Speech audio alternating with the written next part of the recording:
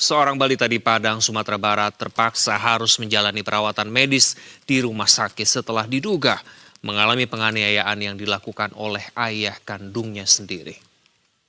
Korban mengalami sejumlah luka di tubuh akibat kekerasan fisik yang sudah berlangsung selama 3 bulan terakhir ini.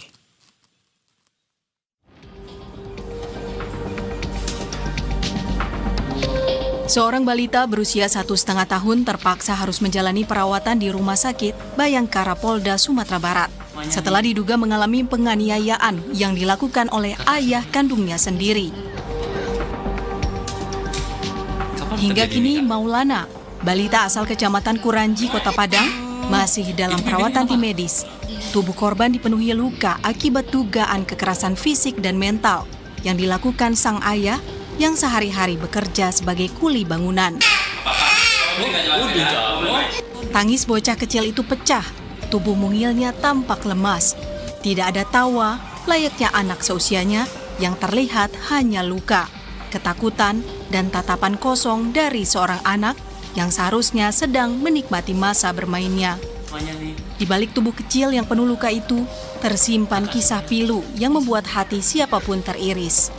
Anak yang seharusnya dilindungi dan dipeluk hangat oleh orang tua justru mendapat kekerasan fisik dari darah dagingnya sendiri.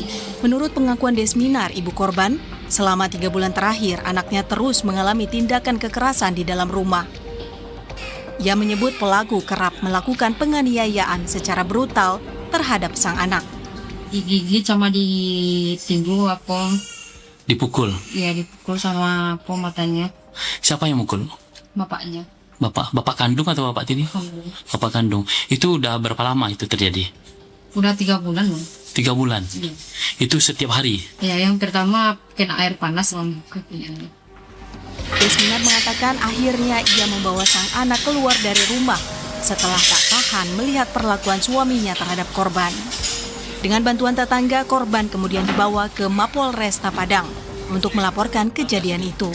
Pelaku sendiri, alhamdulillah, sebegitu ada kejadian dilaporkan kepada kami langsung respon cepat, kami amankan dan kita telah tetapkan ayah kandung tersebut sebagai tersangka.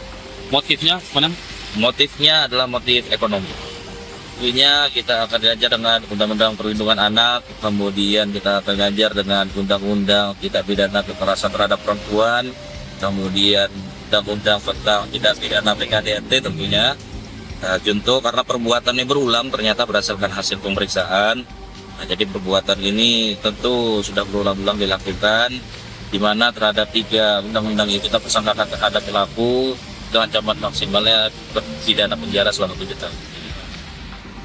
Saat ini tersangka Ramadhani telah diamankan dan menjalani penahanan di Mapolresta Padang setelah ditangkap oleh tim Opsnal Polresta Padang.